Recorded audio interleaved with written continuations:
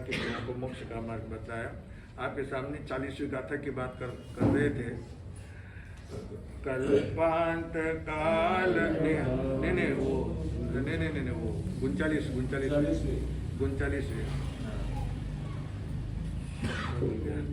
भिन्नेव कुम्भगलदोज्ज्वल शोणिताट मुक्ता फल प्रकर भूषित भूमिभाग बद्ध क्रम क्रमगत हरिनादिभोपि नाग्रामधिक्रमयुग चल संस्थितन्ते। हे प्रतुंड साधिपति, भय भंजक भगवान, भय भंजक, भय का नाश करने वाले प्रभु, आपकी महिमा का क्या वर्णन करें। कल यही बात आपको बता रहा था। आपकी चरण सेवा करने वाले जो है जीवन के अंदर, उनके जो आपकी चरण सेवा करते हैं उनके जीवन में कभी भी दुख पीड़ा भय ये सब चिड़िया भी पंख नहीं मार सकती है ना। तो बोलते ना चिड़िया भी पंख नहीं मार सकती। तो यानी किसी भी प्रकार का कोई भी भय आपकी शरण स्वीकार करने वाले को किसी भी प्रकार का भय नहीं रहता, सब निर्भय बन जाते हैं।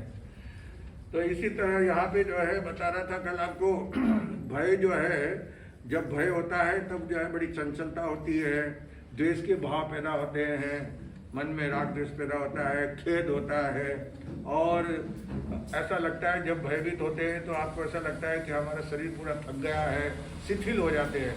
जब थका हुआ शरीर होता है तो बहुत ज़्यादा काम कर लेते हैं तो सुस्ती आ जाती है, थकेला आ जाता है, और जिसको बोलते हैं जैसे कि अब कोई काम करने की भी इच्छा नहीं होती है, और शांति से बैठ भी नहीं सकते।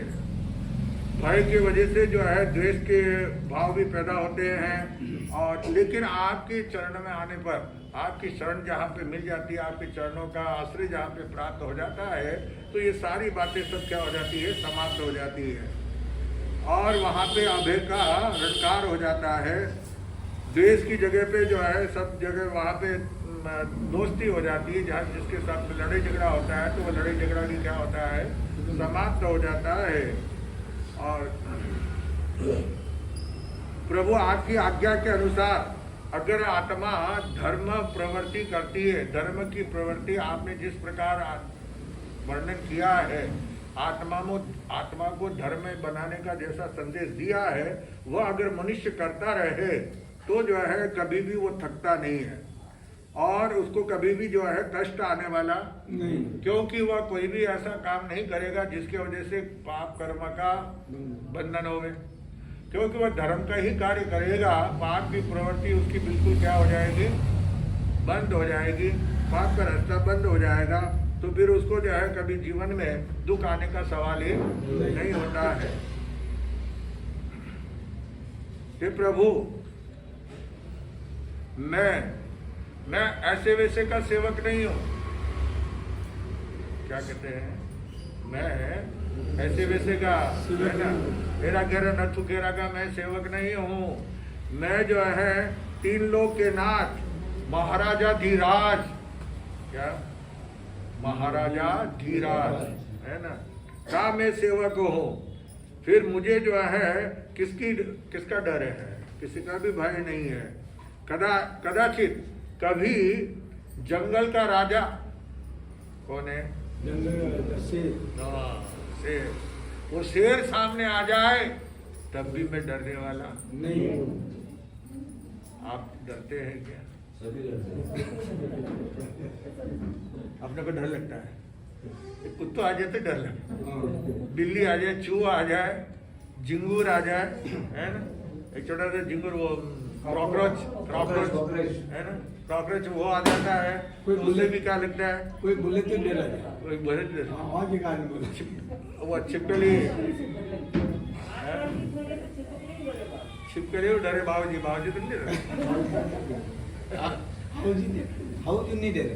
हाउजी नहीं डरे, अब तो हाउजी डरे, बहुजी से हाउजी डरे। हाँ पलट गया बाबूजी अब कहीं तो इसलिए ये कह रहे हैं प्रभु अगर वो केसरी सिंह सामने आ जाए वह भी मेरा कुछ नहीं बिगाड़ सकता, क्योंकि मैं आपका क्या हूँ, सेवक हूँ। आपका शरणा मैंने लिया है तो वो सिंह भी मेरा कुछ नहीं बिगाड़ सकता, मेरा बाल भी बांका नहीं कर सकता। यही आज इस श्लोक के अंदर मैं आपके सामने अपनी मन की भावना व्यक्त कर रहा हूँ। आचार्य श्री इस श्लोक के द्वारा, ये 39वें श्लोक के द्वारा अपने भाव व्यक्त कर रहे हैं। मदोन्मत हाथी, जो हाथी मद में चूर बना हुआ है, उसके गंडस्थल से, कल मुझे से बताया था ना पहले 38वीं गाथा की 39वीं गाथा 38वीं गाथा के अंदर कि गंडस्थल के ऊपर जो है वो उसका मद जरता है, मद जरता है तो भंवरे उसके ऊपर क्या होते हैं, जराव करते हैं। तो इसी तरह से जो यहाँ पे बता रहे हैं कि मदोन्मत हाथी का जो है गंडस्थल को भेद करके भी जो भूमि बाघ लोही से, यानी वो हाथी जब वो सामने इतना बड़ा शरीर वाला हाथी है लेकिन केसरी सिंह सामने आ जाता है तो उसके जो है झप्पड़ मारता है और जो उसके जो नाखून है, शेर के नाखून देखे हुए हैं ना, कैसे नाखून है उसके एकदम वो ऐसा वो खींचता है, वो चमड़ी को जो है पूरा क्या कर देता है, चमड़ी के अंदर से नसें भी मांस के लोथड़े बाहर निकल जाते हैं, इतना जबरदस्ती वो पंजा मारता है। तो ऐसा हुआ जो है तो सफेद हाथी मोतियों का समूह जिसके अंदर होता है, सफेद हाथी के अंदर और तो वहां पे पूरा ढेर लग जाता है, लेकिन सारे वे मोती खून से क्या हो जाते हैं, क्योंकि हाथी के शरीर में से खून निकलता है, वो शरीर चमड़ा उधेड़ते हैं तो वो सब लाल हो जाते हैं। और सिंह जो ऐसा छलांग मारता है उसके सामने हाथी के ऊपर ऐसा छलांग जोर से जो है दौड़ता हुआ आएगा और उसके ऊपर क्या करेगा, केट गंडस्थल के ऊपर जो है उसके मारेगा, इतना ऊपर उछल करके। लेकिन सत्य में जो आपकी शरण में आ जाता है तो उसका वह सिंह भी जो है कुछ भी बिगाड़ नहीं सकता, वह सामने खड़ा भी नहीं रहेगा, और अगर खड़ा भी रहेगा तो आपको कोई कष्ट नहीं पहुंचाएगा, वह आपके सामने एकदम शांत हो जाएगा, जैसे पालतू होता है, पाला हुआ होता है, इस प्रकार का हो जाएगा। देखिए भगवान की शरण में भगवान महावीर स्वामी की घटना चक्र है शासन काल के अंदर। मैंने पहले एक बार प्रवचन के अंदर भी कहा था कि चमरेंद्र, इंद्र जो है चमरेंद्र, उसने देखा ईशानेंद्र को महाराज को जो है वो ऊंचे ऊपर उनके ऊपर सिंहासन के ऊपर बैठे हुए हैं, तो आदमी को क्या होता है कि मेरे ऊपर ये क्यों बैठा है ना, मन में क्या होता है, इसको मैं क्या करूं, नीचे गिरा दूं, इसको हरा दूं और इसका राज्य में प्राप्त कर लूं, कैसे भी करके जो है ना, एक दूसरे को क्या करना है, हराना है। हारे हुए भी जीत जाते हैं, जीते हुए हार जाते हैं, अमेरिका में हो गया तो ये भाव घट गया। सोना चांदी दोनों में भाव घट गए है ना। जब भाव बढ़े थे तो मन में कितनी खुशी थी, नीचे गिरे तो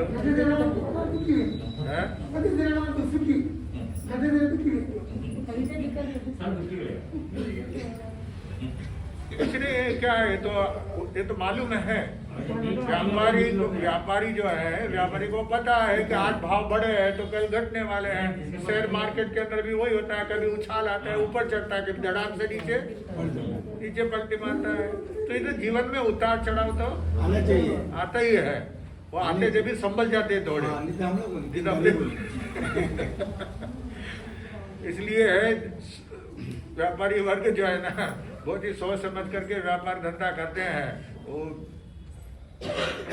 थोड़े में समझ जाइए। कहते हैं ना, मनसाराम भांजा मनरे माई जान जा, ज्यादा मैं खुलासा नहीं करता हूँ। अरे चलो आज सामने को बैठकर एक गाड़ी दुकान के अंदर, इसलिए वो दिमाग में वही आ रहा है कि सारी सामने पे बैठा मैं लाने बैठना पड़ेगा, आगे बैठता है, ना आगे बैठता है ना लारे बेटा ना।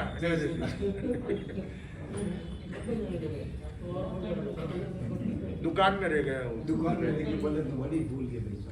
अच्छा सब देखिए, चलो आइए, तो हंसी खुशी की बात है।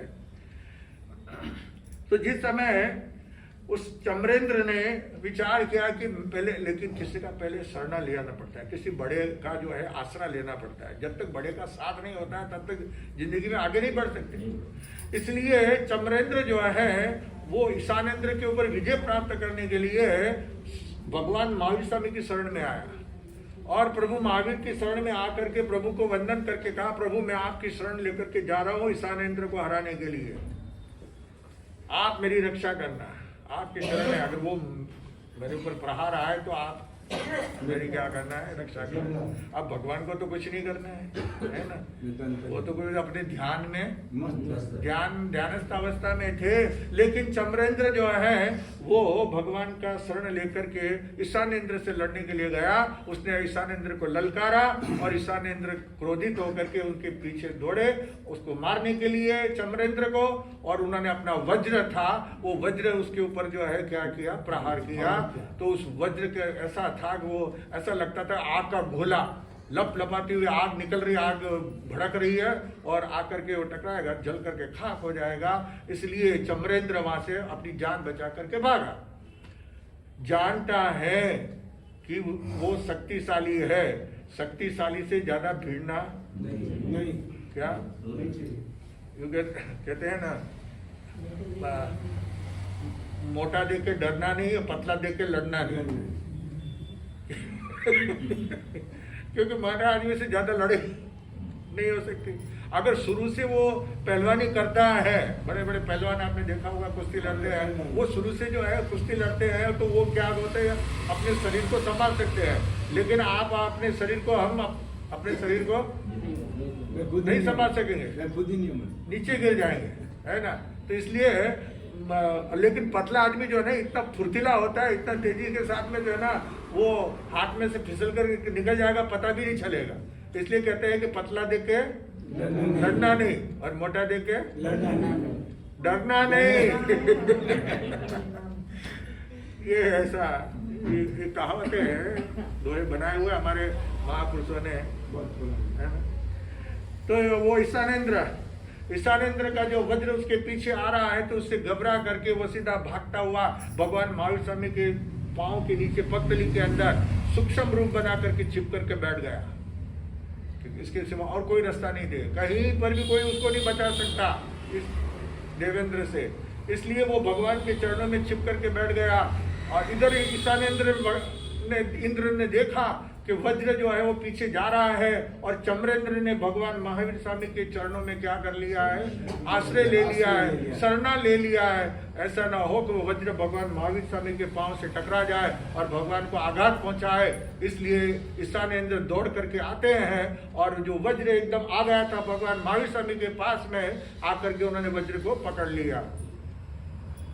तो ये कि वो अगर चमरेंद्र भगवान महावीर का शरणा लेकर के नहीं जाता तो ये इतिहास के अंदर जो है ये होता कि अकाल में देवताओं की भी मृत्यु हो जाती है, देवता की भी मृत्यु अकाल में हो जाती।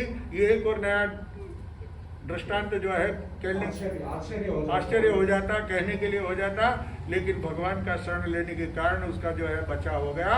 ईशानेंद्र ने चमरेंद्र से कहा, कायर अगर तेरे में लड़ने की ताकत नहीं है, शक्ति नहीं है तो फिर ललकारा क्यों है? और यहाँ करके छिप गया। ये तो भगवान की शरण थी, भगवान के चरणों में आकर के तू जो है यहाँ छिपा है, इसके लिए मैं तुझे जो है छोड़ रहा हूँ, वरना तुझे आज छठी का आज छठ है, आज छठ पूजा है। क्या है वैष्णव समाज में छठ पूजा है, गंगा में स्नान है, हाँ बिहार वगैरह में छठ पूजा करते हैं।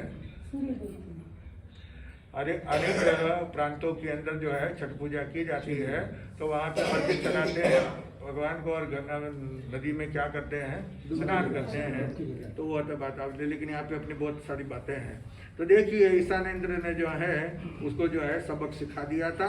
तो हे प्रभु, यानी कितना सूक्ष्म कुंथवा जैसा, एक कीड़ी कुंथवा जैसे होता है ना, वैसा रूप बना करके चमरेंद्र को अपनी रक्षा करनी पड़ी, जीवन बचाना पड़ा भगवान के चरणों में छिप करके।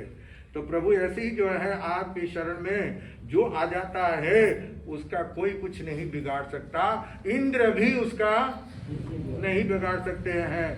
तो फिर दूसरे की तो बात ही क्या है। बस इसीलिए आपकी शरण मैंने स्वीकार किए हैं, परमात्मा के पाद पद्म का आश्रय, भगवान का आश्रय अगर मिल जाता है तो फिर अब और किसी दूसरे का आश्रय लेने की भी आवश्यकता नहीं है। और इस गाथा का जो करते हैं जाप, है ना, तो क्या होता है, मृगेंद्र यानी सिंह, मृगेंद्र का मतलब सिंह, शेर, है ना, उस वो हमारा कुछ नहीं बिगाड़ सकता। इसका शुद्ध मन से जाप करे 40वीं गाथा का, 39वीं गाथा का, तो उसको जो है शेर की कोई डर भय नहीं रहता है, निर्भय हो जाता है। आइए अब आपके सामने हम कर्नाटक गढ़केसरी गौतम श्री गणेशलाल जी महाराज साहब की बात रखेंगे, लेकिन उसके पहले एक आचार्य का भी जो है आज दीक्षा दिवस है, एक आचार्य का जो है दीक्षा दिवस है। तो उनका वर्णन थोड़ा सा जरा सा आपको संक्षिप्त में कर देता हूँ। रतन वंश के अष्टम आचार्य, रतन वंश परंपरा के 8वें आचार्य अभी विद्यमान है। आगमज्ञ, प्रवचन प्रभाकर, व्यसन मुक्ति के प्रबल प्रेरक आचार्य प्रवर श्री हीराचंद जी महाराज साहब, जिनका पिपाड़ के अंदर जो है जन्म हुआ था विक्रम संवत 1995 में।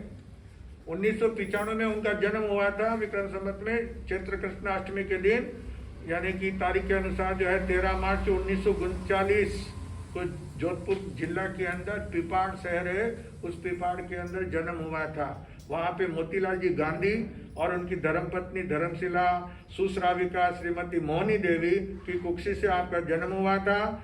और आपके अग्र बड़े भाई भी थे, छोटे भाई भी थे। इस तरह से भाई बहनों, 3 भाई बहनों का, 3 बहनों का, 3 भाई और 3 बहनें परिवार था। आपका लाड़ प्यार में दुलार के अंदर जो है बड़ा ही पालन पोषण हुआ था। और बचपन से आपको जो है अच्छी शिक्षा मिली थी, संस्कार मिले थे माता पिता के, जिसके कारण जो है आप जब धर्म स्थानक में जाते थे, छोटे थे, तभी जो है उनका गांव के अंदर पिपाड़ के अंदर पूरा नाम था कि मोती का हीरा। क्या? मोती का हीरा, यानी मोतीलाल जी पिता, उनका बेटा, इसके हीराचंद नाम है ना। तो मोती का हीरा जो है कितना गुणवान है, कितना विनयवान है, कितनी नम्रता है, कितनी उसमें सरलता है। घर घर के अंदर उसका नाम लिया जाता था। अपने बच्चों को जो है उदाहरण देते थे कि उसके सीखो, किससे? हीरा से, हीराचंद से सीखो। ये जो है उसका इतना अच्छा उनका व्यवहार था बचपन से ही। अभी वर्तमान में आचार्य हीराचंद जी महाराज साहब जो बहुत ही जो है गांधी परिवार है ना, यहाँ पे गांधी परिवार है ना, यहाँ है कि नहीं गांधी परिवार? मंजुनाथ नगर में, मंजुनाथ नगर में है ना। हाँ, भूलो मत। तो गांधी परिवार से थे, संस्कार उनको अच्छे मिले थे, जिसके कारण सरलता सहजता जो है उनको बचपन से विरासत के रूप में, लोगों को धन संपत्ति विरासत में मिलती है, जागीर जायदाद विरासत में मिलती है, लेकिन कुछ परिवार ऐसे होते हैं जो विरासत के अंदर अपने संतान को जो है अच्छी शिक्षा देते हैं, धार्मिक प्रवृत्ति में प्रवृत्ति होने का जो है उन्हें संदेश देते हैं। तो संत समागम, सत्संग, सेवा, सुयोग्य से जो है बालक हीरालाल के जीवन यानी बचपन से ही उनके अंदर जो है अंकुरित संस्कार के अंकुरित फूट गए थे, जिसके कारण आगे चल करके जैसे फूल के अंकुर फूटते हैं तो बाद में वो क्या बन जाता है? फूल बन जाता है। ऐसे ही जो है ये भी अच्छे संस्कार उनको मिले, जिसके कारण जो है वो भी आज भी खुशबू अपनी यश गाथा फैला रहे हैं फूल की तरह। बालक हीरालाल जो है गौरवर्ण, शरीर का रंग कैसा? गोरा है ना, गोरा वर्ण था, सौम्य था, कांति और मनमोहक था। आकृति के कारण परिवार वाले जो है और मोहल्ले और शहरवासी सबके वो चाहता थे, सभी उनको जो है लाड प्यार करते थे।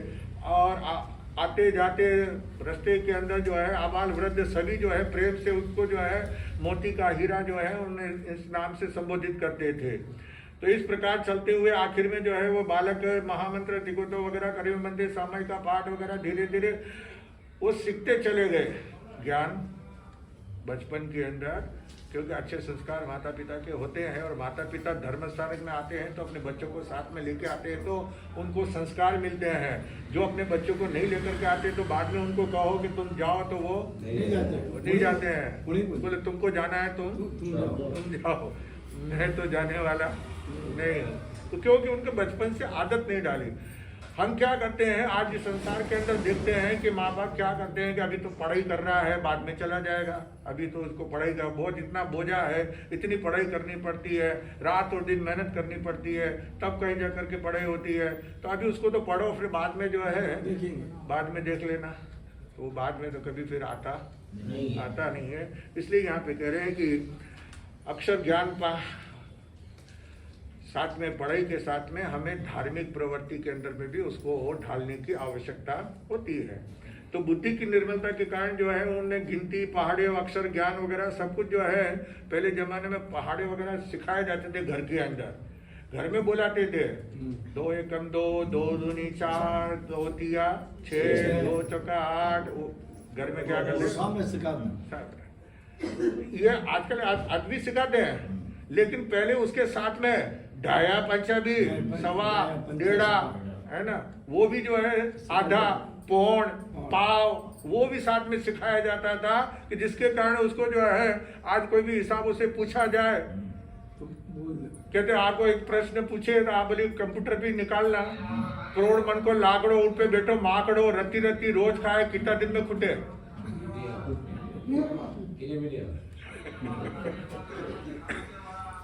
क्या करोड़ मन को लाकड़ो, एक लकड़ी है करोड़ मन का है ना, उसके बेटो ऊपर माकड़ो मकड़ी है ना।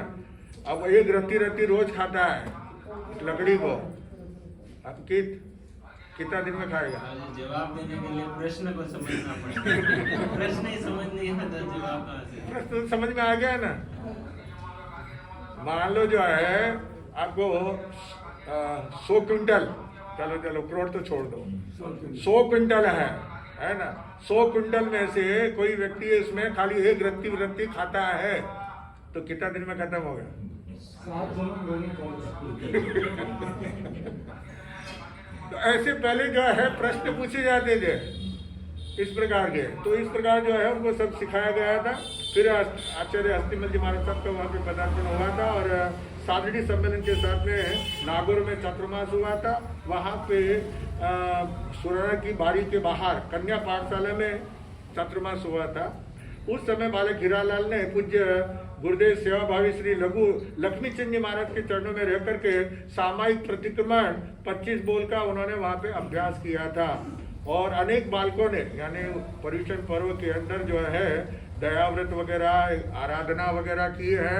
ये संवत 2011 में आप जब पिपाड़ में आए तो वहाँ से 2012 में अजमेर चातुर्मास में आचार्य भगवत की सेवा में रहते हुए संवत 2013 में बीकानेर चातुर्मास से पंडित दुखमोचन जी जा के पास से उन्होंने लघु सिद्धांत कौमुदी का अध्ययन किया था। संस्कृत है लघु सिद्धांत कौमुदी, पूरा जो है संस्कृत है। यानी बुद्धि अगर अच्छी होती है और उसमें पढ़ाई में अगर मन रमता है तो लघु सिद्धांत कौमुदी जो है वो पढ़ सकते हैं, है ना। हमने अधूरी छोड़ दी, हम नहीं पढ़ पाए क्या, क्योंकि उसमें माता पची और याद रटना पड़ता है ना, लिख करके रटना पड़ता तो नहीं, सब नहीं पढ़ पाते। तो उन्होंने जो है लघु सिद्धांत कौमुदी जो कि 12-12 वर्ष के अंदर में भी जो है हम नहीं सीख सकते हैं, वो उन्होंने जो है सीख लिया था। और इस प्रकार उन्होंने अभ्यास किया था। और गुरु आचार्य हस्तिमल जी महाराज साहब के पास में दीक्षा की भावना उन्होंने रखी। और जिसके कारण, क्योंकि उनकी भावना कैसे हुई कि उनकी बहन का जो है बहन के वियोग से, बहन का आयुष्य का कोई भरोसा नहीं है, इससे जो है उन्होंने जो है वैराग्य प्राप्त किया। और उन्होंने जो है विक्रम संवत 2020 कार्तिक शुक्ला षष्ठी यानी छठ आज के दिन जो है उन्होंने आचार्य श्री हस्तिमल जी महाराज साहब के पास में दीक्षा अंगीकार की दीक्षा ली थी और इस तरह से जो है आज अभी वो जोधपुर के अंदर जो है विराजमान हैं और धर्म की ज्योत जगा रहे हैं। कई संत साधु साध्वी उनके आश्रय में हैं, कई उन्होंने दीक्षाएं दी हैं। अभी अभी और भी दीक्षाएं हुई है 20 इसी साल ज़्यादा दीक्षा हुई, बाकी तो दीक्षा बहुत कम होती है ना, लेकिन अभी इस साल ज़्यादा दीक्षा हुई थी। तो इस प्रकार जो है आप बहुत ही पहुँचे हुए हैं और बड़े विनयशील हैं, नम्रताशील हैं। उनके जितने भी गुणगान करें आज के समय के अंदर, उन्हें थोड़े आपके यहाँ पे चातुर्मास करके गए हैं। आचार्य अस्थिमल जी महाराज साहब के साथ में भी आए थे और अभी 2004 के अंदर जो है आपका सुले अशोकनगर के अंदर चातुर्मास था। तो अब आ जाते हैं, उनको हम अपनी शुभकामना करते हैं। आचार्य श्री जो है धर्म की ज्योत दिखा रहे हैं, वे स्वस्थ रहें, प्रसन्न रहें और जो धर्म की प्रभावना करते रहें, इसी मंगल मनीषा के साथ में। कर्नाटक गज के श्री गौर तपस्वी श्री गणेश लाल जी महाराज साहब एक महान संत हो गए हैं, जिन्होंने खादी का हमारे जिन शासन के अंदर 2 संत जो है महान संत हुए हैं। एक आचार्य जवाहरलाल जी महाराज साहब, जिन्होंने जो है खादी का प्रचार किया, और एक कर्नाटक गज के श्री गौर तपस्वी गणेश लाल जी महाराज साहब, इन्होंने खादी का प्रचार ज़्यादा किया। और साथ में गणेश लाल जी महाराज साहब ने जो है खादी का प्रचार और साथ में जो है गौशाला अभियान, जीवों को बचाना, जीव दया का काम, उनके उपदेशों से महाराष्ट्र के अंदर कई जगह के ऊपर जो है गौशाला का निर्माण हुआ है और अभी भी वो गौशाला चल रही है। जहाँ पे क्या है भीड़ के अंदर गुरुदेव विराजमान थे और वहाँ पे जो है कई लोग गायों को घेर करके लेके जा रहे थे, आपकी नज़र गई और आपका ध्यान गया, वहाँ पे श्रावक लोग बैठे हुए थे। इशारा हुआ कि आज देखो ये गायों का जो है, गाय को गौ माता माँ मानते हैं और आज उस माँ के ऊपर जो है ये छुरी चलाएंगे, प्रहार करेंगे। तो बस इतना सा जो मुंह से निकलना हुआ और श्रावकों ने उसी समय जो है उन कसाईयों के हाथों में से वह गायों को छुड़ा करके उसी समय जमीन लेकर के और वहीं पे जो है भीड़ के अंदर वो गौशाला खुली गई। जालना में गौशाला खुली हुई है, जालना जाते ना है ना, तो जालना में है, भीड़ में है, औरंगाबाद में है, सब वहाँ पे महाराष्ट्र के अंदर कई गांवों के अंदर जो है गौशाला है, जो उनके उपदेशों से अभी भी वो चल रही है। तो कर्नाटक गज के श्री गौर तपस्वी श्री गणेश लाल जी महाराज साहब जो है, आपका जन्म विक्रम संवत 1936 बिलाड़ा के अंदर, कहाँ हुआ? बिलाड़ा के अंदर आपका जन्म हुआ था। जरा गीत के माध्यम से अपन बोलेंगे। गुरु दर्श हुए मेरे भाग्य जगे, पाप कटे मेरे युग युग के। गुरु दर्श हुए मेरे भाग्य जगे, पाप कटे मेरे युग युग के। धूली माता के मोती हो, पूनम चंद्र की ज्योति हो, बलिहारी में पग पग पे पाप कटे मेरे युग युग के। गुरु दर्श हुए मेरे भाग्य जगे, पाप कटे मेरे युग युग के। आपका जो है बिलाड़ा शहर के अंदर जो है जन्म हुआ था। विक्रम संवत 1936। जैन दिवाकर श्री चौथोनी महाराज साहब का 34 में हुआ था और आपका 2 साल का फर्क है, 36 में हुआ था। तो इस प्रकार जो है आपका जन्म हुआ था। आपके पिता जो है पूनम चंद जी और ललवाणी, क्या गोत्र था? ललवाणी गोत्र था। और आपकी माता का नाम धूली माता। यानी क्या है कि मनुष्य का जन्म तो हो जाता है, लेकिन बाद में कितना परिवार का सहयोग कितना मिलता है, परिवार किस तरह से उनका लालन पालन करते हैं, ये जो है महत्व की बात हो जाती है। लेकिन आपका तो ऐसा सहयोग हुआ था कि बचपन में ही जो है माता पिता का एक के बाद में एक तुरंत ही जो है स्वर्गवास हो गया। माता पिता का स्वर्गवास हो गया। आपका एक भाई था, वो भाई, आप दोनों भाई रह गए थे। अब दोनों भाई जो है वो अब परिवार संसार में जो है ना कौन कितना किसका साथ देता है ना। वक्त पड़े पर जो है ना बातें लंबी चौड़ी कर लेंगे, बहुत मोटी मोटी है ना, बड़ी बड़ी बातें करेंगे, लेकिन जब वक्त पड़ेगा तब उस समय कोई आएगा नहीं, है ना, कोई साथ देने वाला नहीं होता है। सब मुंह मोड़ करके क्या हो जाते हैं, दूर चले जाते हैं। आप जिनको अपना मानते हो ये मेरा है, लेकिन जब काम पड़ा तब उस समय ठेंगा ठेंगा दिखा देते हैं, है ना, दूर मुंह मोड़ करके जो है चले जाते हैं। तो इसलिए ऐसी परिस्थिति के अंदर जो है आप दोनों भाई अपने पैरों पर खड़े हुए और अपना काम करते हुए जो है बाद में आप महाराष्ट्र के अंदर आ गए। बिलाड़ा छोड़ करके दोनों भाई महाराष्ट्र के अंदर आ गए, मनमाड़ के अंदर। और मनमाड़ के अंदर जो है वहाँ पे आप अपना काम नौकरी करते हुए काम करते हुए अपना गुजारा और भाई का गुजारा कर रहे थे।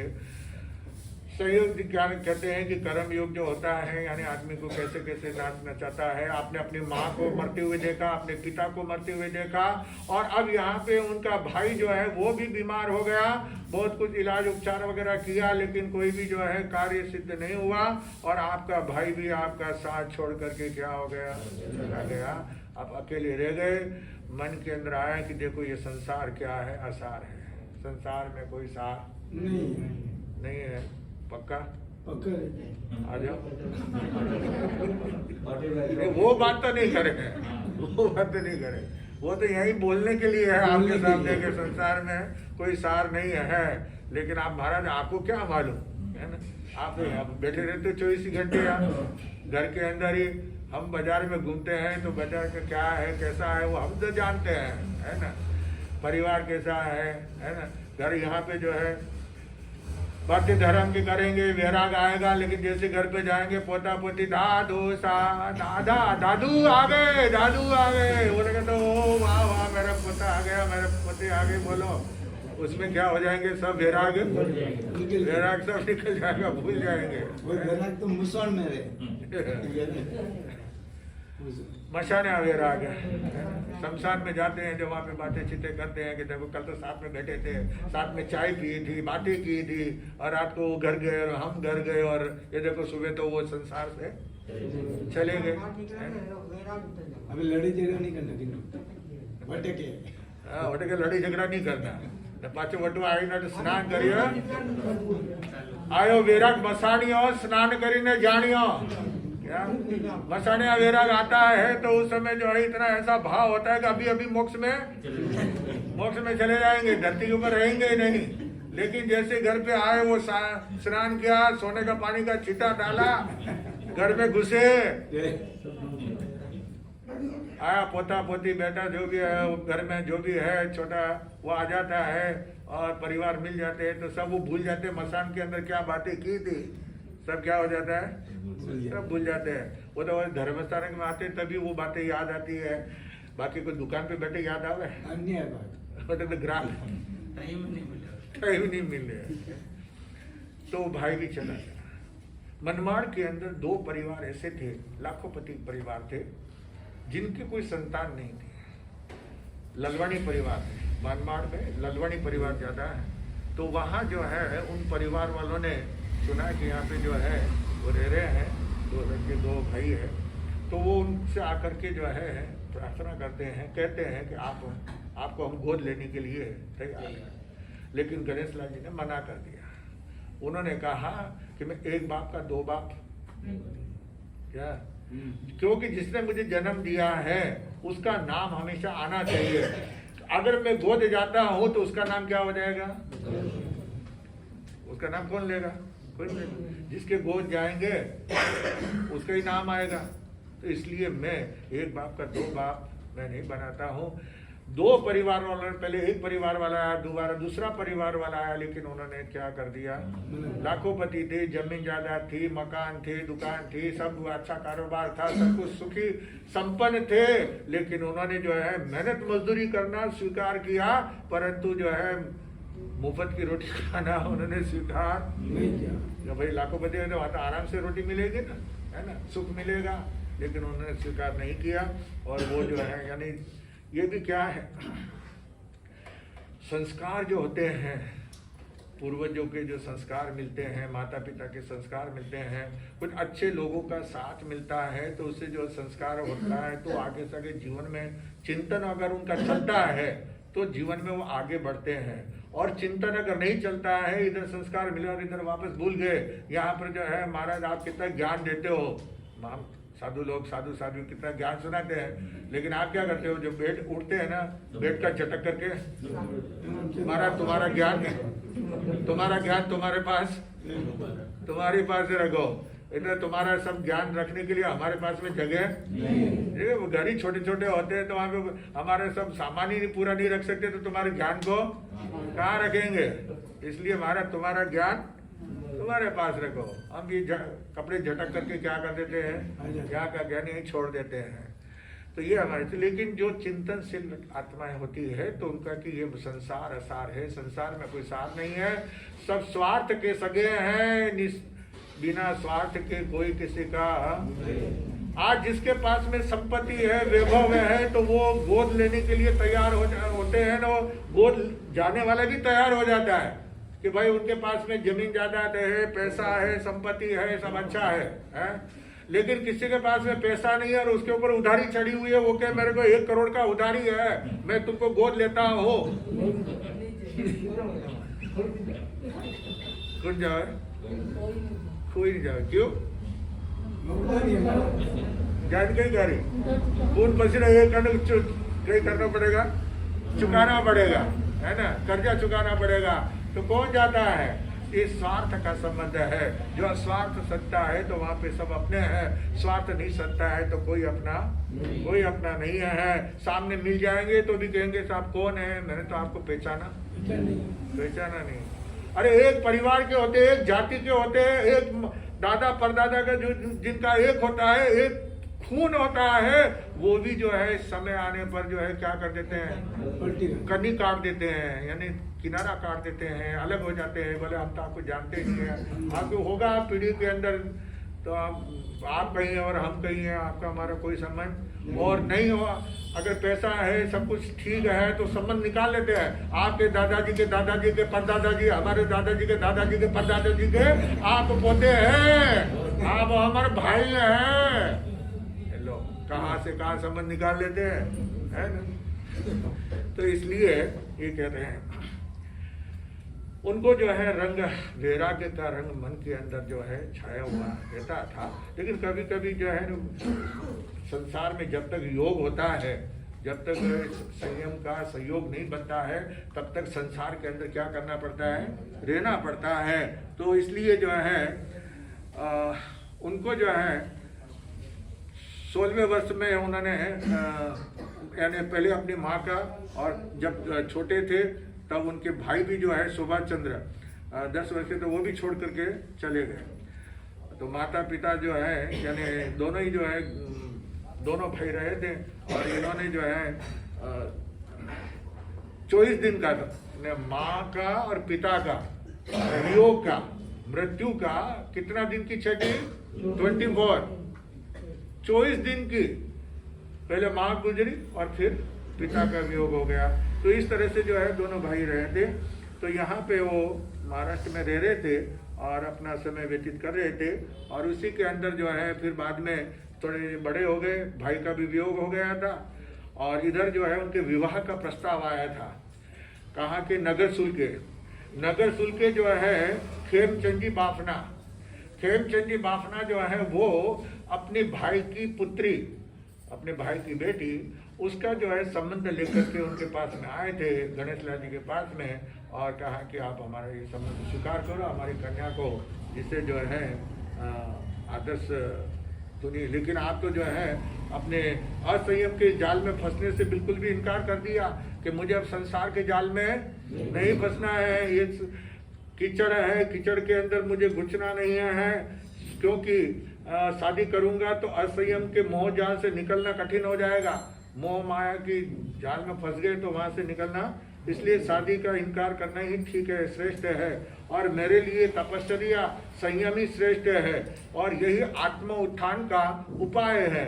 ऐसा जो है उनका चिंतन हुआ। और इधर आपके जो है पेट के अंदर बड़ी पीड़ा हो गई, दर्द हो गया, भयंकर दर्द उठा।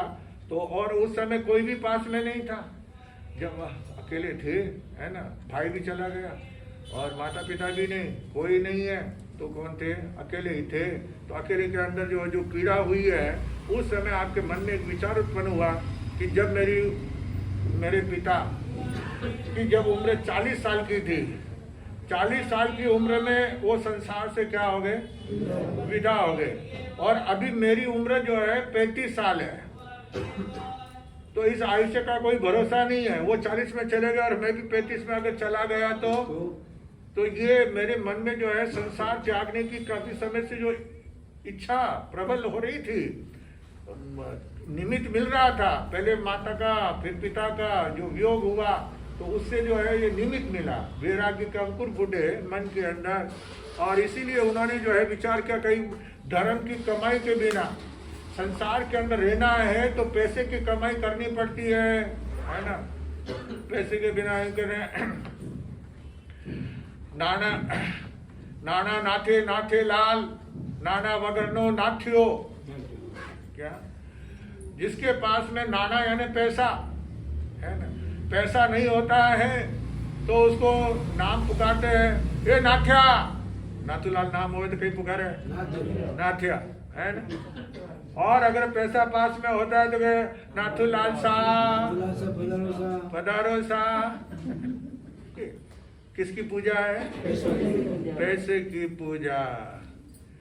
पैसो मारो परमेश्वर, एने पूजू पल पल, तारी पूजा रचाऊं रविवारे, बाकी क्या छे समय प्रभु मारे। क्या भगवान से भी कहते, भगवान मेरे पास भी टाइम नहीं है ना, रविवार के दिन थोड़ा टाइम मिलेगा तो उस दिन आपको याद कर लेंगे। रविवार के दिन आ रहा है, अब लास्ट चौमासे का, एक चौमासे का ये लास्ट रविवार आ रहा है, ये चौमासे में रविवार नहीं आने वाला है, देख लो, चौमासे में नहीं आएगा, ये चौमासे का लास्ट रविवार है, अंतिम संडे। मैंने कहता है ना, जैसे महीने की लास्ट तारीख वो शनिवार, लास्ट शनिवार छुट्टी, कहीं फर्स्ट शनिवार होता है, कहीं लास्ट शनिवार छुट्टी होती है। तो ये चौमासे का लास्ट रविवार है। कितनी तारीख, क्या करना है, आज तो एकादशा करना है, आज एकादशा में है ना, समय की एकादशा है। और उस दिन जो है जाप करना है 8 बजे से 9। अरे भाई साहब, जाप जो है 8 से 9, फिर 9 से प्रवचन है ना। तो इसलिए टाइम के ऊपर जो है ना जाप में आएंगे, 7 से 8 से नाश्ता है, उसके बाद वो सूचना मेरी अपनी सूचना, मेरे घर का बुलावा मैं कर वो बुलावा आपका वो आप देना बुलावा, है ना। तो 8 से 9 का हमारा क्या रहेगा, जाप रहेगा। उसमें हम जो है दिवाकर चालीसा भी पढ़ेंगे और जाप भी होगा, दिवाकर जी का जाप भी होगा, नौकार मंत्र का भी जाप होगा। 1 घंटे धाम धूम के साथ में व्यतीत करना है। और नाश्ता करके, असल में नाश्ता करा दिया तो सब घर रवाना हो जाए, वैसा नहीं करना है ना। आपने है, हाँ, अरे सुनो, और तो वो जाप में है, और जाप में वहाँ पे टोकन दिए जाएंगे। क्या टोकन, हाँ, लकी ड्रा के टोकन निकाले जाएंगे, सोने के, चांदी के, है ना, टोकन है। किसके टोकन में बाद जिनो नाम है वो देना, हर एक ने नहीं देना, जिनो नाम है वो ही मिलेगा। क्यों नहीं देर जाकर तू मैं दुकान जा रही हूँ, नहीं टोकन जिसको हाथ में जिसने टोकन लिया है ना, वो उसका नाम पुकारे, भाई तो भाई जिसका नंबर है वो सामने आए और वो लेके जाए। 2 नंबर साथ में लेके नहीं आ जाए, ध्यान रखना।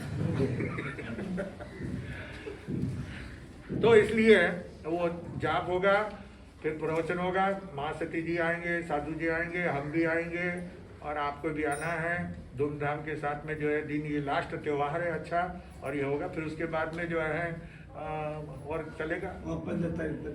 हाँ, 15 तारीख को जो है शुक्रवार 15 तारीख को जो है आपका स्वागत संघ समाज के जो चातुर्मास काल के अंदर जो सहयोग दिया है उनका जो है बहुमान किया जाएगा। करेंगे, और आप नहीं बोलेंगे, हम बोलेंगे।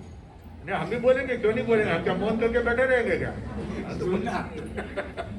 हमें तो बोलना उस दिन तो लेना और देना है। आपसे लेना है और आपको देना भी है ना। अब क्या लेना है क्या देना है ये तो 15 तारीख को हम बताएंगे, अभी पहले नहीं है ना, सस्पेंस में रखना पड़ता है। खोल दे तो मजा नहीं आता है। तो यहाँ पे जो है संसारिक प्रपंच को छोड़ करके जो है अंगार धर्म में प्रवर्जित हो जाऊं, इस प्रकार की भावना जो है गणेश लाल जी के मन में आई और इसी से संसार से विरक्ति हुई। और विरक्ति होकर के जो है वो एक बार जब बेलापुर के अंदर जो है कोटा संप्रदाय के महान तपस्वी कठोर अभिग्रहधारी रोडमल जी महाराज के सुशिष्य प्रेमराज जी महाराज जो है, ये भी कोटा संप्रदाय है और हम भी कोटा संप्रदाय है, हम हुक्म गच्छ है। तो वो जो है रोडमल जी महाराज के हैं, प्रेमराज जी महाराज के हैं। तो इस प्रकार जो है वहाँ पे आपका मुनिश्री के सेवा में जाना हुआ। व्यापार धंधे करने के लिए पहले तो वहाँ पे व्यापारी सेठ के यहाँ पे काम कर रहे थे, लेकिन एक कोई जाली हुंडी लिखने का मौका आया है ना, पत्र लिखने का मौका आया। तो सेठ ने कहा कि लिखो, ये मुनिम का काम कर रहे थे। 31 महीने हो गए थे, कितने वहाँ नौकरी करते हुए 31 महीने हो गए थे और 1 पैसा नहीं उठाया था। 31 महीने में नौकरी की तनख्वाह का 1 पैसा भी नहीं लिया था। तो वो 31 महीने हो गए थे। तो वहाँ पे जो है वो मुनिम का काम कर रहे थे। तो उनका कहा ये हुंडी लिखो। तो उन्होंने कहा ये तो जाली है, झूठी है, मैं झूठी मैं नहीं लिखूंगा। तो बोले तुम नौकरी कर रहे हो कि क्या कर रहे हो? मालिक तुम हो कि मैं हूँ? अब मैं मालिक हूँ तो मैं जो तुम्हें आज्ञा दूंगा उसका क्या करना है?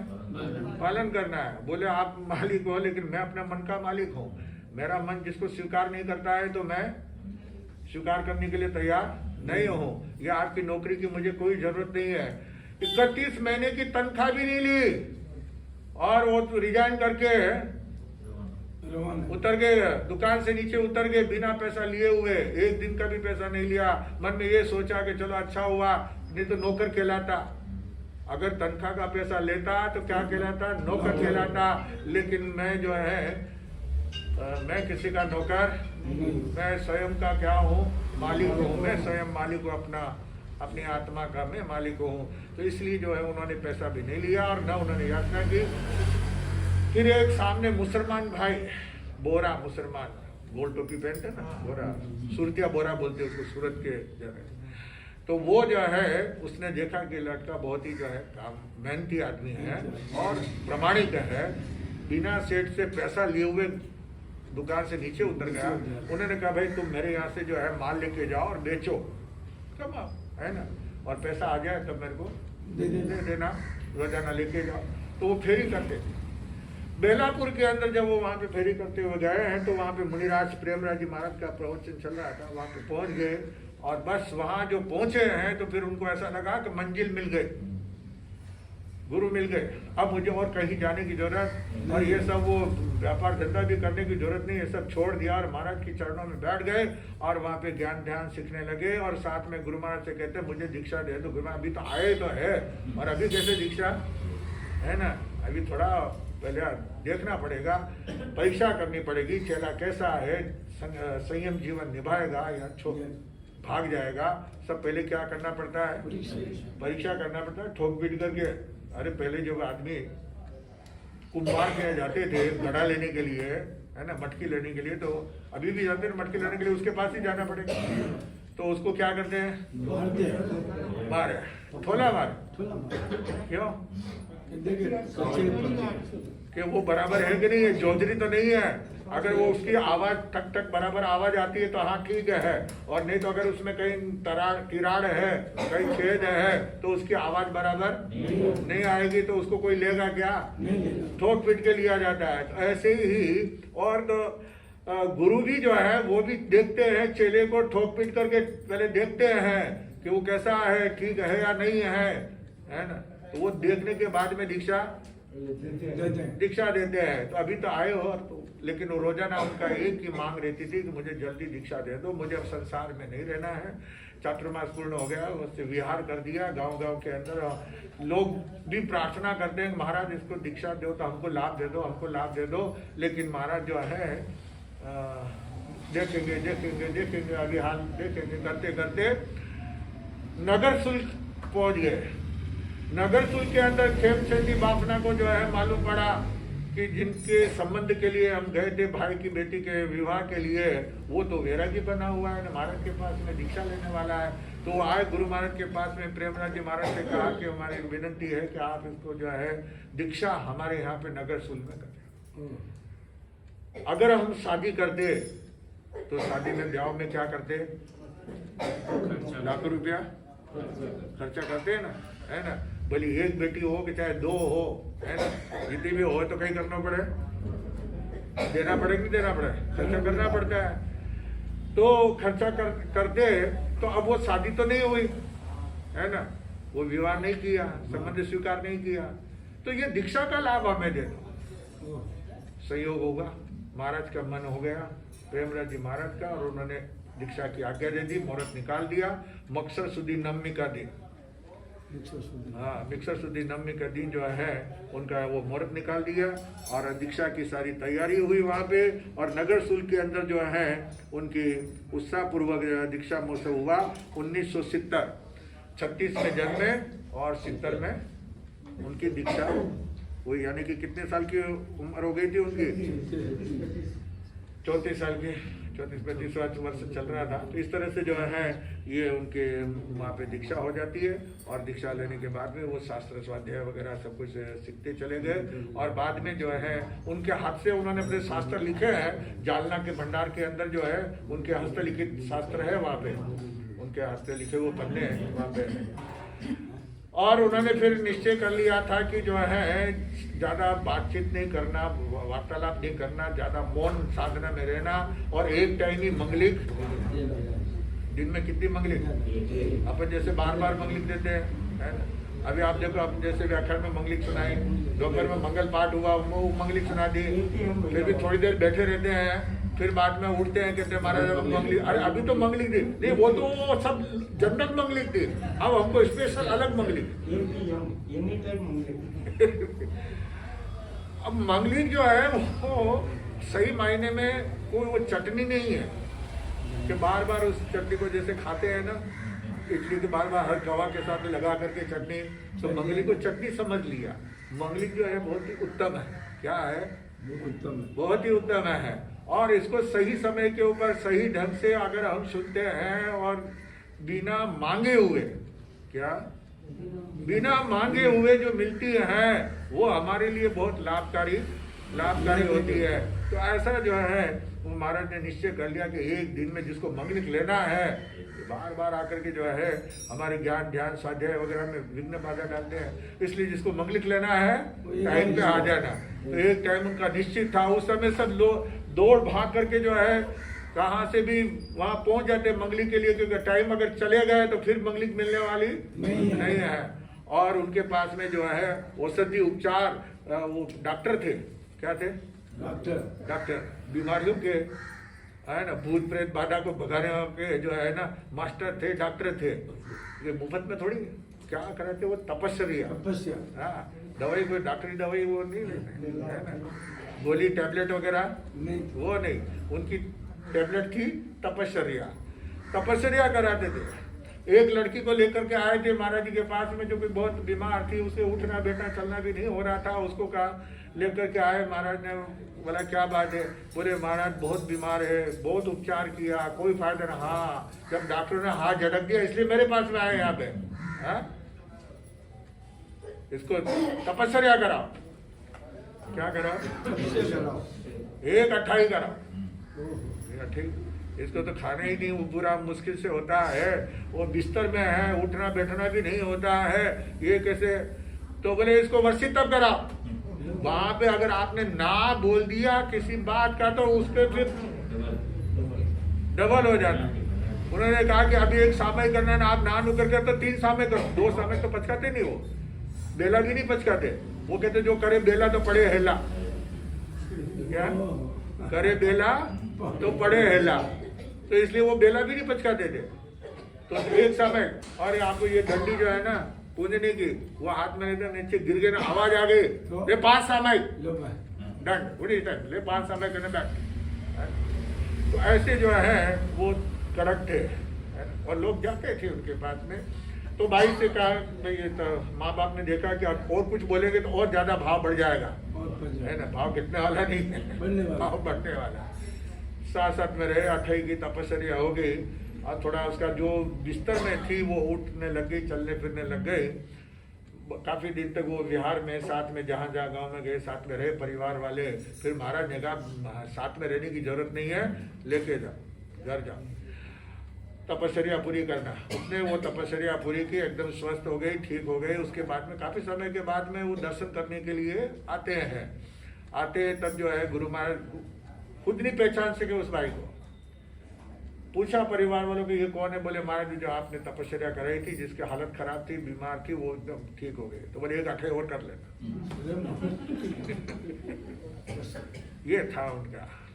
और भूत प्रेत वाले जिनको ऊपर की बाधा लग जाती थी, हवा लग जाती थी, वो स्त्रियां वहां पे आती तो नाचने लग जाती थी, छोड़ दे बाबा, छोड़ दे बाबा, अब नहीं आऊंगी, अब मैं चली जाऊंगी, छोड़ दे मुझे। तो बस वो उनके सामने आते की जो है नाचने लग जाती, तो शरीर में से निकल करके जो है बाधाएं सब नष्ट हो जाती थी। इस प्रकार जो है उनका बड़ा नाम था, महान तपस्वी थे। और उन्होंने इधर कर्नाटक में बेंगलोर में उनके नाम से गणेश बाग है, हाँ, बिलाकपल्ली के अंदर जो आज इतना बड़ा भवन है, इतनी बड़ी जगह है, इतनी बड़ी जगह शहर के अंदर मिलना, लेकिन उस समय में जो है सस्ती मिल गई। और ये सब गणेश गुरु की कृपा है, तो उन्हीं की वजह से जो है।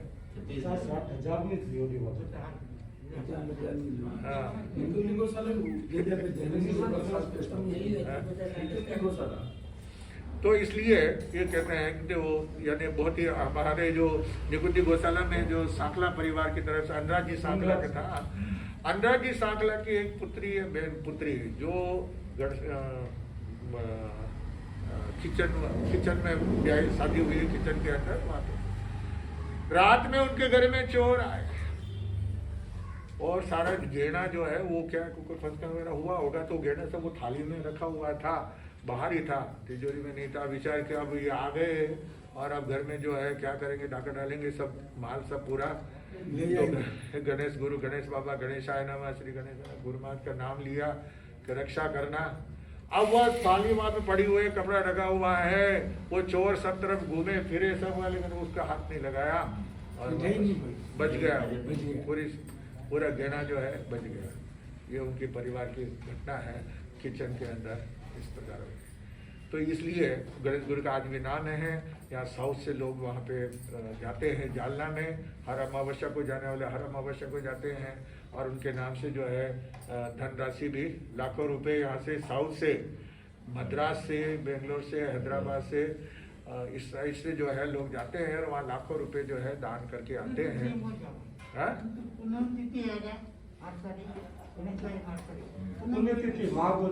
आज जन्म जयंती, हाँ वो तो होती है बता, हाँ वो तो जाते हैं, वो तो माहवती अमावस विक्रम संवत 2018, विक्रम संवत 2018 के अंदर जो है वहाँ पे उनका समाधि स्वर्गवास हुआ है जालना के अंदर। तो अभी उनकी बात करेंगे तो टाइम नहीं है।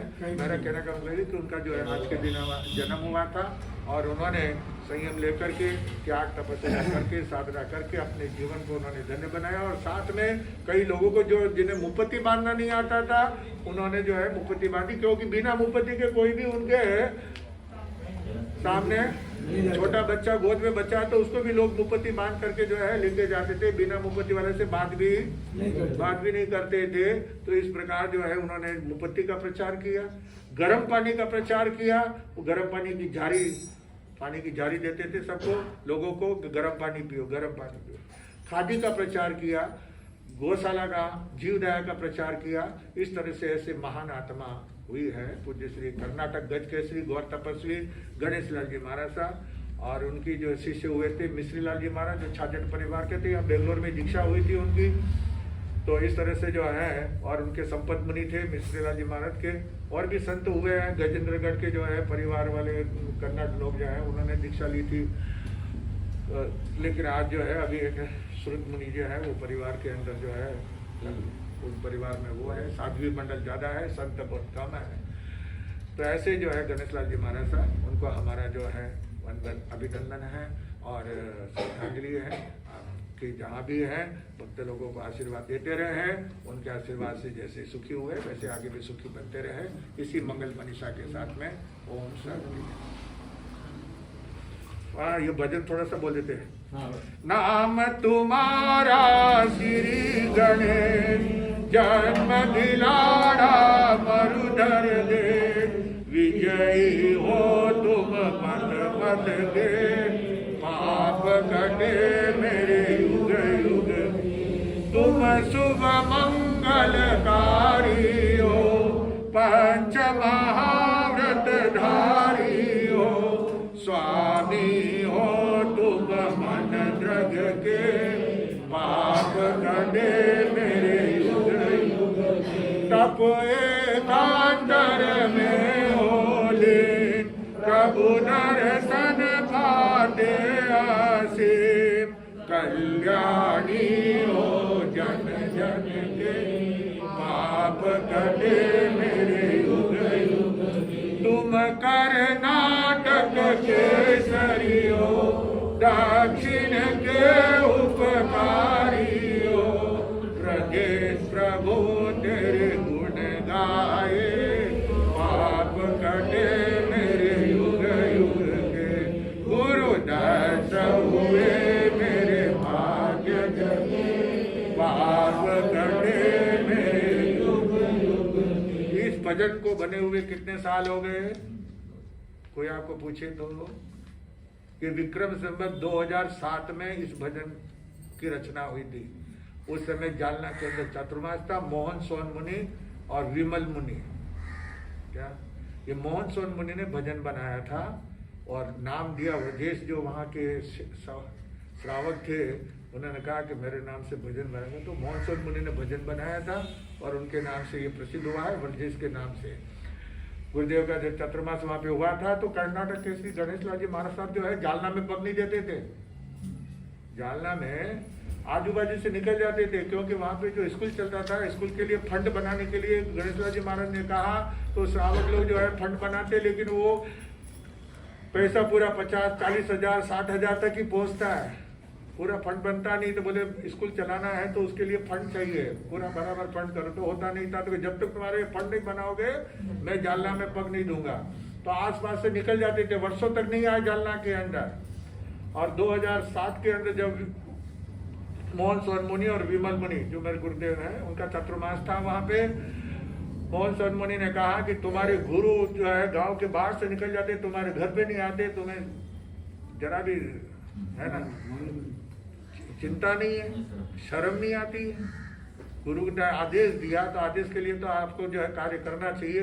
तो उनके उपदेशों से उस चातुर्मास के अंदर फंड लाखों रुपए जमा हुए। लोगों ने उनके प्रवचन, मोहन सोन मुनि के जो प्रवचन ऐसे थे मोहन मुनि के, कि जिसके अंदर प्रवचन सुनाते थे तो स्त्रियां अपना गहना, चूड़ियां, हार, गले का वो सब निकाल करके, अंगूठियां जो व्याख्यान में फेंकते थे, हाँ निकाल करके। दान के ऊपर जब बात होती थी तो वो बरसात हो जाती थी, हाँ उससे। तो उनके उपदेशों से बाद में वो तैयार हुआ और तैयार होकर के फिर महाराज ने कहा कि एक बार पूरे जालना वासी, पूरे नगर घर घर के आदमी को लेकर के जाओ। बोले महाराज आपकी गोचरी, बोले हमारी गोचरी की फिक्र मत करो, मैं श्री ब्राह्मण उनके वास्ते गोचरी लेके आ जाएंगे, लेकिन जो है तुम जो है क्या करो, सबको लेके जाओ। टेमुरनी चौमासा था, विक्रम संवत 2007 में गणेश लाल जी महाराज का टेमुरनी में चौमासा था, वहां पे सब संग लेके गए। बाबा भी देखते रह गए कि मैंने इतने साल से उपदेश दे रहा हूँ लेकिन नहीं हुआ, और ये कौन सा ऐसा साधु आया उससे मैं मिलूंगा, ऐसा जो है उनके विचार थे। फिर भी उन्हें महाराज ने कहा भाई तुम हो बाणिया और मैं हूँ बाणियारो गुरु, क्या तुमने टीप तो बना दी, ये टीप बढ़ गई, लेकिन जब पैसा पूरा इकट्ठा करके बैंक में क्या करो, जमा करो, है ना, बाद में दे देंगे, तो बाद में तो कोई देते ही नहीं है। पति तो क्या कहते हैं, मर्दारा दीवाना तो मसाना में ही निकले, है ना, तो वो वाली बात नहीं होना चाहिए। तो फिर वो हुआ, और फिर बाद में गणेश लाल जी महाराज का स्वर्गवास भी जो है जालना में ही हुआ। तो इस प्रकार जो है, आइए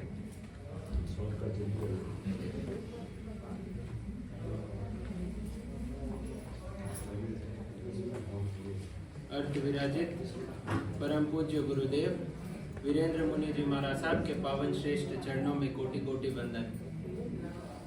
आज सभी गुरु भक्त परिवारों के लिए एवं जिन शासन के लिए एक बड़ा ही सौभाग्यशाली दिन है।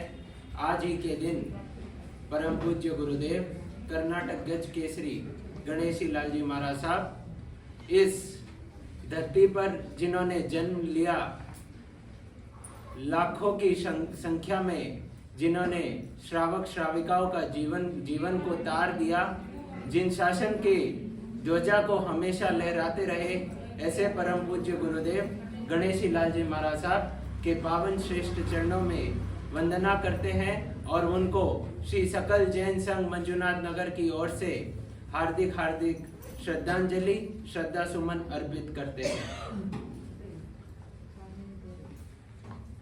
जैसे कि अभी गुरुदेव ने फरमाया कि चातुर्मास का आखिरी रविवार 10 तारीख को आ रहा है। 10 तारीख को जहां पर जगत वल्लभ जैन दिवाकर परम पूज्य गुरुदेव चौथमल जी महाराज साहब की 147वीं जन्म जयंती भव्य रूप से गुरुदेव की पावनकारी निश्रा में एवं बेंगलुरु में जो अन्य चारित्र आत्माएं विराजमान है, उनकी पावनकारी निश्रा पावन सानिध्य में श्री सिद्धगंगा सामूहिक भवन में भव्य रूप से तप त्याग धर्म ध्यान सामायिक दिवस के रूप में मनाया जाएगा। गुरुदेव ने प्रेरणा दी कि ठीक 8 बजे से 9 बजे तक एक भव्य जाप रखा गया है। ठीक 8 बजे से 9 बजे जाप रहेगा और उसके पश्चात ठीक 9 बजे से गुरुदेव का एवं अन्य साधु साध्वी वृंद का प्रवचन चालू होगा। 11:30 बजे महामंगलिक देने का निर्णय लिया गया है। समय ऊपर नीचे हो सकता है, लेकिन ठीक 8 बजे जाप शुरू होगा, 9 बजे से प्रवचन शुरू होगा। सभी महानुभावों से निवेदन, श्री सकल जैन संघ मंजुनाथ नगर निवेदन करता है कि उस दिन आप अपने सांसारिक अन्य कार्यक्रम सब छोड़कर गुरु भक्त होने का सच्चा धर्म निभाए। जिन शासन के सच्चे श्रावक श्राविका होने का धर्म निभाकर श्री सिद्धगंगा सामूहिक भवन में अवश्य पधारे। उसी गुरुदेव चौथमल जी महाराज साहब की जन्म जयंती के उपलक्ष्य में गुरुदेव की प्रेरणा थी कि सामूहिक एकाशने कराए जाए। सामूहिक एकाशने 10 तारीख को संभव नहीं थे और संभव भी होते, लेकिन हमारे लाभार्थी परिवार कपूर चंद जी, ललित कुमार जी, सुनील कुमार जी, खिवेसरा परिवार का भी निवेदन था कि चौथमल जी महाराज साहब की जन्म जयंती एवं आज गुरु गणेश लाल जी महाराज साहब की जन्म जयंती के उपलक्ष्य में सम्मिलित एक ही दिन एकाशने सामूहिक एकाशने कराए जाए। लाभार्थी परिवार का निवेदन था, गुरुदेव ने स्वीकृति दी और आज वह दिन जहां पर लाभार्थी परिवार द्वारा सामूहिक एकाशने अपने संघ के तत्वाधान में कराए जा रहे हैं। मैं लाभार्थी परिवार श्रीमान सा कपूर चंद जी सा, ललित कुमार जी सा, सुनील कुमार जी सा, खिवेसरा परिवार, महालक्ष्मीपुरम, संजीवनी मेडिकल्स वालों का तह दिल से श्री सकल जैन संघ की ओर से हार्दिक हार्दिक अभिनंदन एवं आभार व्यक्त करता हूं। आप इसी वर्ष इसी चातुर्मास के दरमियान अपने संघ से जुड़े, लेकिन आपने कभी किसी भी कार्य के लिए दो बार सोचने का समय नहीं लिया। कोई भी कार्य अगर कहते हैं तो कपूरचंद साहब हमेशा हाजिर जवाबी और तुरंत ही स्वीकृति प्रदान कर देते। ऐसे दानवीरों का, ऐसे सच्चे श्रावक श्राविकाओं का श्री जैन शासन में बहुत बड़ा योगदान। आपका पुनः एक बार श्री संघ हार्दिक हार्दिक आभार एवं अभिनंदन व्यक्त करता है। आप गुरुदेव, आपके एवं आपके परिवार का बहुमान संघ चाहता है कि 10 तारीख को ही हो।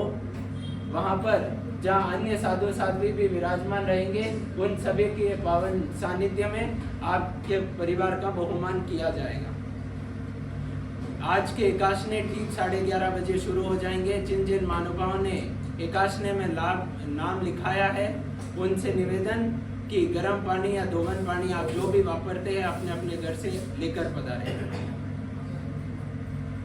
10 तारीख को जहां जन्म जयंती मनाई जाएगी, वहां पर उसमें श्री सकल जैन संघ मंजुनाथ नगर, श्री सकल युवा मित्र मंच एवं श्री जैन महिला मंडल, इन सभी से निवेदन कि आपके संघ एवं मंडल की जो पोशाक है, जैसे जैन महिला मंडल की जो साड़ी है वही सभी सदस्य पहनकर पधारे, और युवा मित्र मंच एवं सकल संघ के सभी सदस्य अपने संघ की जो नई बंडी एवं सफेद कुर्ता पजामा है वो अवश्य पहनकर संघ के सदस्यों को ठीक 7 बजे वहां पहुंचना होगा। क्योंकि अगर संघ के सदस्य ही लेट आते हैं तो व्यवस्था, आने वाले की व्यवस्था में कोई कमी न रहे। सभी महानुभावों से निवेदन आप ठीक समय पर पधारें। इस चातुर्मास के दरमियान जिन जिन महानुभावों ने नाम जो लाभ लिया है, अगर आपके द्वारा कोई टीप, कोई राशि, जैसे कोई बुक का एडवर्टाइजमेंट हो या अन्य कोई प्रभावना हो, सहयोगी स्तंभ की राशि हो, कोई भी राशि हो, आप सभी से निवेदन कि 10 तारीख के अंदर अंदर संघ के पास जमा करा देवे, क्योंकि आगे समय काफी कम है और समय रहते रहते अपनी राशि पूरी बकाया चुका देवे। कल ज्ञान पूजा के लिए जिन जिन महानुभावों ने यहाँ पर किताबें रखी थी, वे सभी गुरुदेव के प्रवचन एवं मंगली के पश्चात यहाँ से लेकर पधारे। 15 तारीख को गुरुदेव का विदाई समारोह एवं जैसे गुरुदेव ने फरमाया कि इस चातुर्मास के दरमियान जिन जिन महानुभावों ने योगदान दिया, जैसे मुख्य लाभार्थी के तौर पे आधार स्तंभ, स्वर्ण स्तंभ, सहयोगी स्तंभ, रजत स्तंभ, इन सभी में जिन जिन महानुभावों ने लाभ लिया, उनके परिवार का 15 तारीख को गुरुदेव की निश्रा में ही संघ के द्वारा बहुमान किया जाएगा। सभी महानुभावों से निवेदन कि आप 15 तारीख को अवश्य पधारें। और विदाई समारोह में मैंने कल भी कहा था कि गुरु के प्रति अगर कोई अपने भाव व्यक्त करना चाहते हैं तो वे समय रहते अपना नाम मंत्री राकेश जी दलाल के पास अवश्य लिखाए। 15 तारीख को आपको अपने भाव व्यक्त करने हैं, कोई स्पीच के माध्यम से, कोई भजन के माध्यम से, कोई गीत के माध्यम से, जैसे भी आप चाहते हो।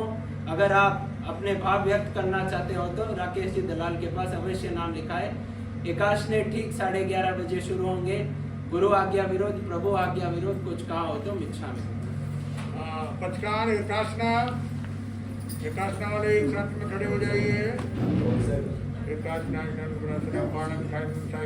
अनंतना भगनम नत्रागरणम सत्यागरणम। वो श्री एकाशना करने वालों को आएंगे। उपवास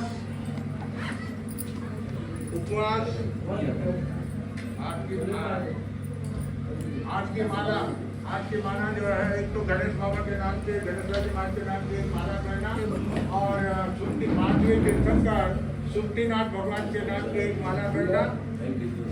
और अभी जब तक नहीं खाओगे तब तक आप खाओगे। दुर्गा मंत्र वैसा कैसा था शुद्ध अपनी गंदी करे। वो श्री चतारी मंगलम हरियंत मंगलम सिद्धा मंगलम साहु मंगलम केवले पनंतो धमो मंगलम। चतारी लोगतमा अरियंता लोगतमा सिद्धा लोगतमा साहु लोगतमा केवली परंतो धम्म लोगतमा चतारी शरणं प्रपद्यामि अरियंते शरणं प्रपद्यामि सिद्धे शरणं प्रपद्यामि साहु शरणं प्रपद्यामि केवली परंतो धम्म शरणं प्रपद्यामि अरियंतों का शरण सिद्धों का शरण साधुओं का शरण केवली प्रपद्या धर्म का शरण चार मंगली चार तप और सन्नानी कोई होगा जो गोवी प्राणी करे आराधन उसका अजर अमर पद होगा।